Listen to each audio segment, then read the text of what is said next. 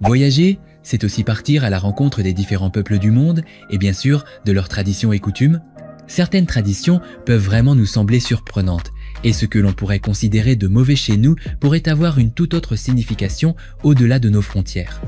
Bonsoir et bienvenue à tous chers éclaireurs. Aujourd'hui dans cette vidéo, nous allons vous amener à la découverte des coutumes les plus surprenantes au monde. Avant de commencer, n'oubliez pas de vous abonner et d'activer la cloche de notification, car cela va vous permettre de ne pas manquer nos prochaines vidéos. C'est parti.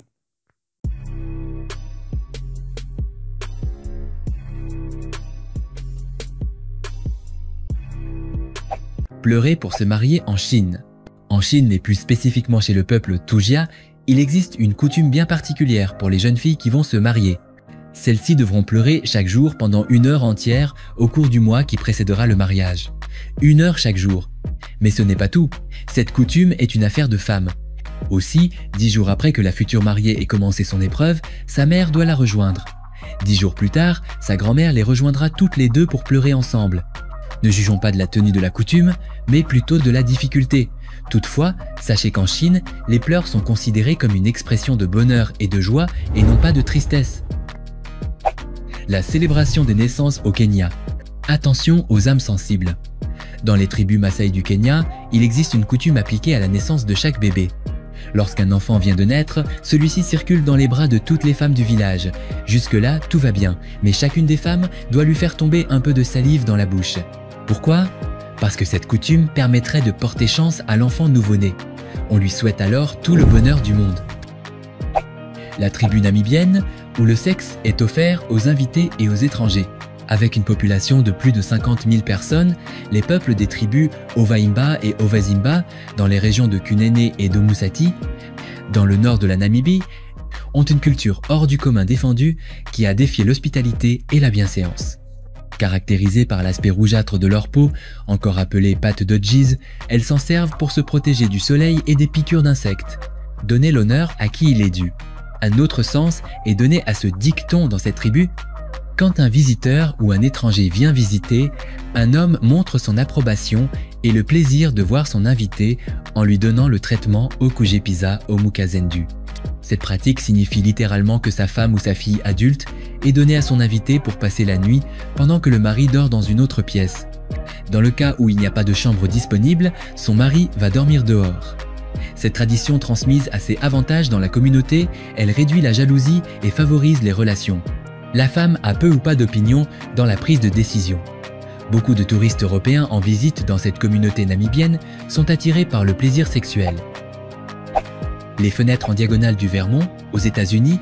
Dans le Vermont, au nord-est des États-Unis, certaines maisons possèdent des fenêtres non pas verticales ni horizontales, mais en diagonale. La légende dit que ces fenêtres permettraient de protéger les maisons et leurs habitants des sorcières en leur empêchant d'entrer. Une coutume qui témoigne de la richesse du folklore local et de l'importance des croyances dans l'architecture. Les cadeaux tabous en Chine. Si vous voyagez en Chine et que vous avez l'intention d'offrir un cadeau, soyez prudent. Certains objets sont traditionnellement associés à la mort et sont donc réservés aux enterrements. Parmi eux, les fleurs, associées au deuil, les mouchoirs pour pleurer, les montres qui symbolisent le temps qui passe et les sandales en paille. Le retard, une preuve de respect au Venezuela. N'essayez jamais d'être en avance ni même à l'heure au Venezuela. Vous risqueriez d'être pris pour quelqu'un d'impatient ou de trop gourmand.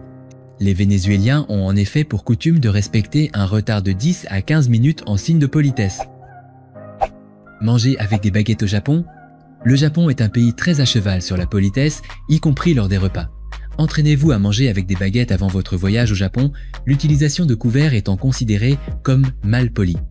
Et si vous devez vous servir dans un plat commun, pensez à utiliser l'extrémité des baguettes n'ayant pas touché votre bouche. Vous pouvez avoir un mariage temporaire. Si vous payez pour ça en Iran, dans certains pays musulmans, comme l'Iran, un jeune couple qui souhaite avoir des relations sexuelles avant d'être prêt pour le mariage peut demander un mariage temporaire. Ils sont alors autorisés à payer pour une courte cérémonie, un contrat écrit et indiquer pour combien de temps ils seront mariés. Une fois fait, ils peuvent avoir des relations sexuelles comme ils le désirent sans contredire la loi islamique. une forme de mariage de sexe uniquement. Papouasie-Nouvelle-Guinée, les Sambians, la tribu qui boit du sperme. Pour devenir un homme dans cette tribu primitive, les garçons ne doivent plus se retrouver en présence de femmes dès l'âge de 7 ans.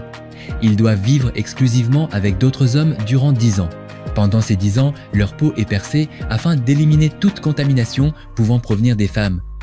Ils se font aussi saigner du nez. La cerise sur le sanda, ils doivent boire le sperme de leurs aînés pour soutenir la croissance et la force. Quand ils reviennent de nouveau dans la tribu, ils continuent de se livrer à des saignements de nez en même temps que les cycles menstruels de leur épouse. Natcha d'avoir regardé la vidéo, c'était Armel de la chaîne YouTube La Torche du Monde, et si vous voulez plus de vidéos de ce genre, écrivez Natcha dans les commentaires. À plus sur une prochaine vidéo.